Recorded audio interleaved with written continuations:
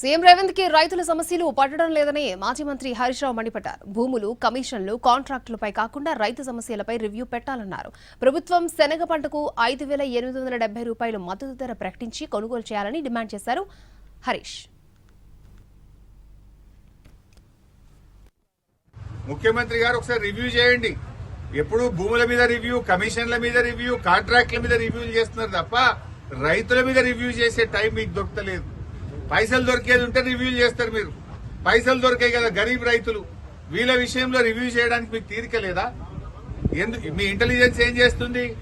జొన్నలు కొంటలేరు అనేది మీకు తెలుస్తలేదా? శనిగలు సగంలో ఆపేసిండ్రు అనే విషయం మీ ఇంటెలిజెన్స్ మీకు చెప్తలేదా? చెప్పినా కూడా రైతులే కదా అని లెక్కలేనితనమా? ఏంది? ఎట్లా అర్థం చేసుకోవాలి? అంటే కరెంటు ఇయ్యరు, రైతు బంధు వెయ్యరు, బోనస్ ఇయ్యరు, కనీసం పండిన పంటను మద్దతు ధర కూడా కొనకపోతే నీదేం ప్రభుత్వము? నువ్వు కాంట్రాక్టర్లకు, బినామీల కోసమో, మధ్య దళారుల కోసమో, బ్రోకర్ల కోసమో, పైరవీకారుల కోసం ఉందా నీ ప్రభుత్వం? రైతుల కోసం ఉందా? రైతులంటే ఎందుకంత చిన్న చూపు? సో ఇప్పటికైనా స్పందించండి. ముఖ్యమంత్రి గారు ఒక రివ్యూ చేసి జొన్నల కొనుగోలు కేంద్రాలు ప్రారంభించండి. మధ్యలో ఆగిపోయిన శనగలు మళ్లీ కొనే విధంగా తక్షణమే ఉత్తర్వులు ఇవ్వండి.